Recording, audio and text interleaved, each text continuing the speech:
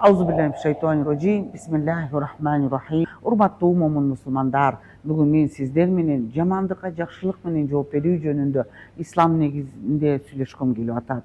Аллах Таала Кур'ан-ы Каримде мындай деп атат.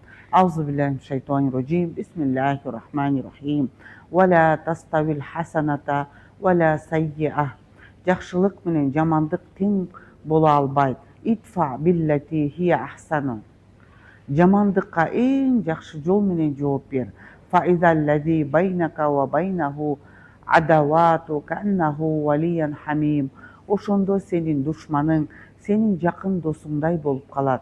Фуссилат сүрөсүнүн 34-аятында. Пайгамбарыбыз Мухаммед саллаллаху алейхи вассалам дагы адамдардын катасынан өч албаган, тескерисинче кечиримдүү болгон жана жумшак мамиле менен жооп кайтарган ар бир адамга, мусулман адамдын чоңдугу, сабырдуулугу, кечиримдүүлүгү жана жамандыктан жакшылыкка айландырууга көрүнөт.